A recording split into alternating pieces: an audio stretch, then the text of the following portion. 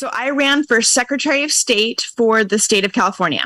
Well, what are your plans coming up? What is there anything? Are you thinking about running again? Are you going to stay in? I hate to call it the political arena, but that's what it is. Are you going to stay in the political arena, or do you have other plans to do something else? I have no intention of running again unless the system really gets fixed.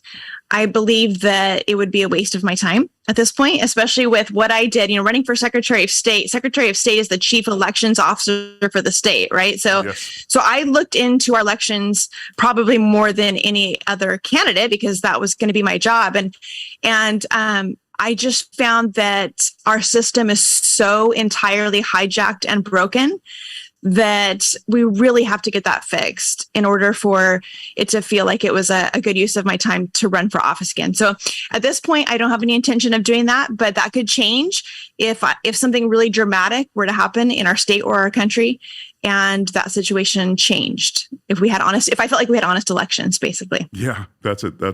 Don't hold your breath. Yeah. And I think that one of the things, and I do want to bring it up because when we chatted back and forth, texting, you said something I thought that was very profound, and I really respect you for it. And a lot of us agree with the statement you made. You said, Terry, I'd love to come on, but I'm thinking now we either need God to give us a miracle for our country or it's civil war. And I think that, and it could be the civilest of wars, of course, but the point is that I think that was a great statement because I think there's a lot of people who are out there and they're losing hope. And I think a lot of that has to do with where their faith is, and it also has to do with apathy. And I think that those two things are the things that are really creating that environment. Yeah. Well, I would say I am definitely not apathetic, and I'm also not cynical. Like, I'm a very hopeful, optimistic person, but I'm also someone who always wants to know the truth. Like, I very much am not in denial. I don't want to bury my head in the sand. So I feel like as I surveyed this situation, I discovered that our country is so much further gone than I had thought, and things are far worse than I had thought. And we have strayed so far from the original intention of the founders of our country. And so I am just one that's going to be very honest about that, but I also have not moved into apathy because of that, because, just first of all, as a Christian, like, I just really believe I have a moral obligation before God to do everything I can to make the world a better place, to be a blessing to the world around me, to be a bright light. I am never without hope.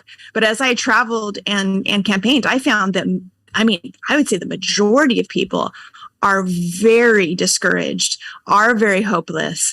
And I understand because things are dark and there's a lot of really bad things happening in our country.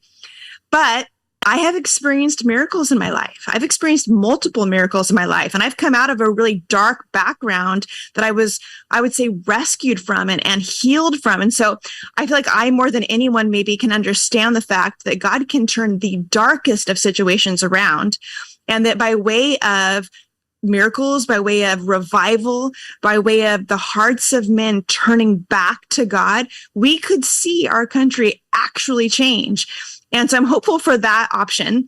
And I'm also feeling like we are either probably heading towards civil war or revival. It's kind of the two ways out of this that I see. And if we don't pick one of those two paths, I believe that full-blown communism and intense oppression is what would be a result of not choosing the revival or civil war paths. But we certainly can't just keep going the way we're going.